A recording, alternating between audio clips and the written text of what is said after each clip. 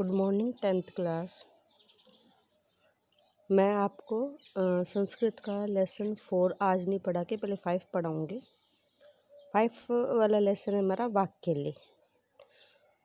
संस्कृत में ऊपर पाठ परिचय पढ़ा रही हूँ मैं पहले आपको। प्रहलिकाम को न जानती, पहली को कौन नहीं जानता है। के वा जन्म न आकर्षयति मनोद्विनोद कारिणी प्रहलिका, अथवा के वहाँ जन्म क्या वह लोगों का ना आकर्षित मनोरंजन नहीं करती है, आकर्षित नहीं करती है। मनोद्विनोद करनी या मनोद्विनोद कारिणी या मन को अच्छी नहीं लगने वाली है। ऐसा खलु मनोरंजस्य प्राचीन विद्या वर्तती, यह मनोरंजन की एक बहुत प्राचीन या पुराना विद्या यानी तरीका है। प्रहेलिका उक्ति वैचित्र्य वाक्य इत्यादि प्राय शब्द, ये इसके प्रायवाची शब्द है। प्राय से विश्व से सर्वासु भाषासु प्रहेलिका प्रचलित, प्राय विश्व में सभी भाषाओं में पहेलियाँ प्रचलित है। आंग्ल भाषाया प्रहेलिका कृते पजल राइडल इत्यादि शब्द प्रयोग है। अंग्रेजी भाषा में पहेली के लिए पजल और राइडल आदि शब्दों का प्रयोग किया जाता है। पहेलिका प्रश्न भवति यश अन्वेषणीय भवति, पहेलिका प्रश्न देती है और उत्तर श्रोताओं को या सुनने वालों को द्वारा खोजा जाता है। पहेलिका द्विविधा भवति, पहेली 2 प्रकार की होती है। पदोत्तर स्वपदोत्तर पहेलिका, स्वपदोत्तर पहेलिका और अस्वपदोत्तर पहेलिका। स्वपदोत्तर पहेलिका पृष्ठस्य प्रश्न उत्तर पहेलिकाया पदेषु एव कदाचित निहित भवति। स्वपदोत्तर पहेली में पूछे गए, ठीक है, पृष्ठ से प्रश्न पूछे गए प्रश्न का उत्तर पहेली में पूछे गए प्रश्न का उत्तर पहेली के पदों में ही होता है। अस्वपदोत्तर पहेलिका तो उत्तरम बहिरेव, यानी अस्वपदोत्तर जो पहेली होती है, पहेली में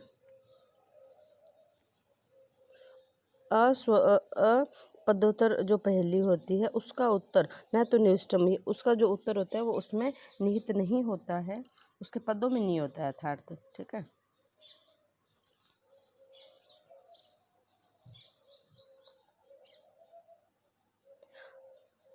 प्रहेलिकासु या चमत्कृते दृश्यते कदाचित श्लेष यमक अलंकार माध्येन कदाचित संधि समास के माध्येन भवति। पहेलियों में जो कभी चमत्कार दिखाई देता है वह कभी श्लेष यमक आदि अलंकारों के माध्यम से होता है या कभी संधि और समास के माध्यम से।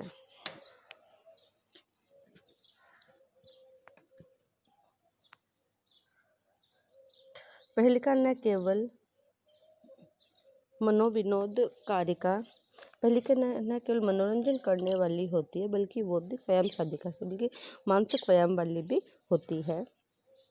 एवं शाब्दी क्रीड़ापि बौद्धिक क्रीड़ा चापि भवति, इसमें यह शब्दगत क्रीड़ा भी है और बौद्धिक क्रीड़ा भी है। संस्कृत काव्य पहेलिका परंपरा संवर्धित बनते, संस्कृत के कवियों ने पहली परंपरा का संवर्धन किया था अर्थात उसका विकास किया था। अस्मिन् पाठे काश्चन प्रसिद्ध पहेलिका विविधेभ्य ग्रंथेभ्यः समाकृत्य प्रस्तुयन्ते, अस्मिन् इस पाठ में कुछ प्रसिद्ध पहेलियाँ विभिन्न ग्रंथों से संकलित करके प्रस्तुत की जा रही है। आगम्य पठयाम आस्वाद्याम, उसका आप पठन कीजिए और स्वाद लीजिए। हमारा पहली है कस्तूरी जायते कस्मात् को हन्ति करिणाम कुलम किम कुर्यात् कातरो युद्धे मृगात् सिंह पलायते, ठीक है। कस्तूरी कस्मात् जायते, कस्तूरी किससे जायते यानी पैदा होती है, ठीक है।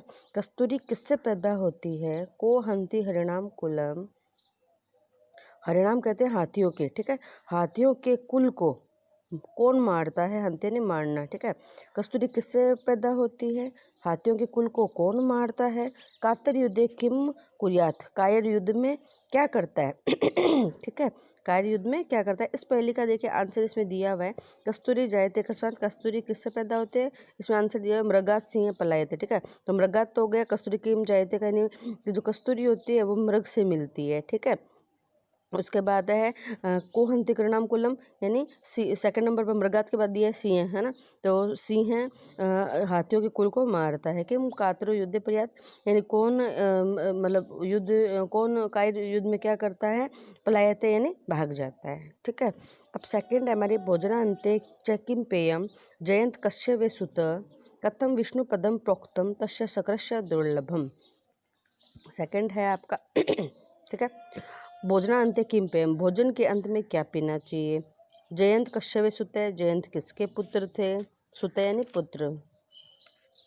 किम कथम विष्णु पदम प्रोक्तम, और विष्णु का पद कैसा कहा गया है। किम पदम विष्णु प्रोक्तम, प्रोक्तम यानी कहा गया है, ठीक है। अब देखिए भोजन के अंत में क्या पीना चाहिए, इसमें लास्ट में दिया हुआ है तक्रम शक्रस्य दुर्लभम, ठीक है। तक्रम किसका आंसर हो गया, भोजन अंत क्या पीना चाहिए, तक्रम कहते हैं छाछ को, ठीक है। इन भोजन के अंत में क्या पीनी चाहिए, छाछ। जयंत कश्यप पुत्र है, इसका आंसर इसमें दिया है शक्रस्य, ठीक है। जयंत किसके पुत्र थे, शक्रस्य कहते हैं इंद्र को, ठीक है। जयंत किसके पुत्र थे, इंद्र के। फिर विष्णु का पद कैसा बताया गया, उसमें आंसर दिया दुर्लभम, ठीक है। विष्णु का पद कैसा कहा गया है, दुर्लभ या मुश्किल। थर्ड है हमारा रवे कवे की समरस्य सारम कृषभयम किम किबंधन्ति भृंगा सदा भयम चाप्य भयंच केशाम भागीरथी तीर समाशक्ता नाम। अर्थात रवे कवे किम समरस्य सारम, रवे कवे की समरस्य यानी रवे यानी सूर्य, ठीक है। सूर्य का सार क्या है। दूसरा है कवे की साकिम सारम, कवि का क्या सार है। और युद्ध का क्या सार है, समरस्य यानी युद्ध का, ठीक है। रवि का क्या सार है, कवि का क्या सार है, और युद्ध का क्या सार है। कृष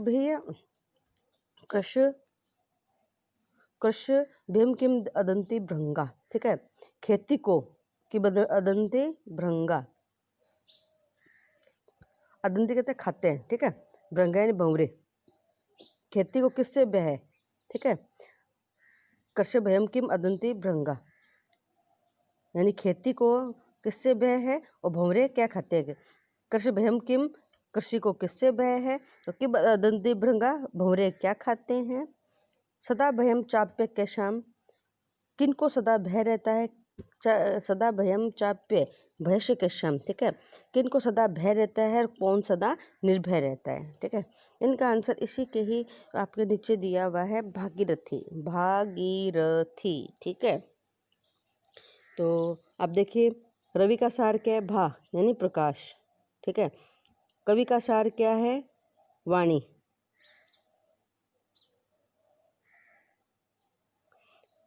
कवि का सार क्या है, भा, ठीक है। सूर्य का सार क्या है, भा यानी प्रकाश, ठीक है। कवि का सार क्या है, गी, ठीक है, यानी भाषा या वाणी। युद्ध का क्या सार है, रथी यानी वीर, ठीक है। उसके बाद है खेती को भय किससे है, इति, भागीरथी, ती आ गया ना, ती, इति, भागीरथी, ठीक है।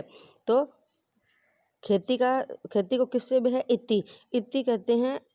आप देखिए अतिवृष्टि अनावृष्टि और अतिवृष्टि अनावृष्टि और अल्पवृष्टि, ये तीन प्रकार की इतियाँ होती है हमारे। खेती को भय किससे होता है, बारिश नहीं होने से, ठीक है। और इति किसको कहेंगे, तीन प्रकार के, अतिवृष्टि अनावृष्टि और अल्पवृष्टि।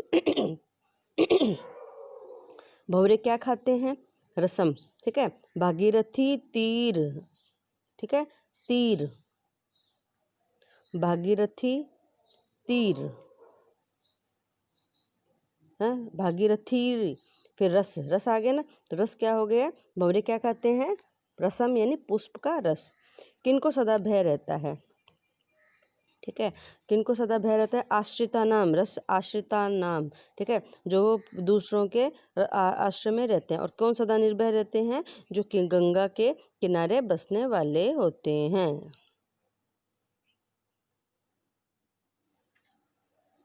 अब आपका है सीमंतेषु का शांता राजा को भूत गुणोत्तम विद्विभि का सदा वंदा अत्रे वक्तुम न बुध्यते। ठीक, सीमंतेषु का शांता, ठीक है। सीमंतेषु कहते हैं स्त्रियों को, यानी स्त्रियों में शांत कौन है? राजा को अभूत गुणोत्तम, गुणवानों में श्रेष्ठ राजा कौन है? ठीक है, राजा को गुणोत्तम यानी गुणवानों में या गुणों में श्रेष्ठ राजा कौन है? विद्विभि का सदा वंदा, विद्वानों के सदा पूजनीय कौन है? अतिरिक्त तुम न बुद्धते, इसे कौन नहीं जानता है। ठीक है, यानी इनका आंसर इनके स्टार्टिंग में ही दिया है। सीमंतेषु सी आ गया ना, तो स्त्री में शांत कौन है? सीता। राजा को रा आ गया ना, तो गुणवानों में श्रेष्ठ राजा कौन है? राम। ठीक है, और विद्वद्भी का सदा वंदे वी आ गया, यानी इसका मतलब है विद्या। विद्वानों के द्वारा सदा वंदनीय कौन है? विद्या।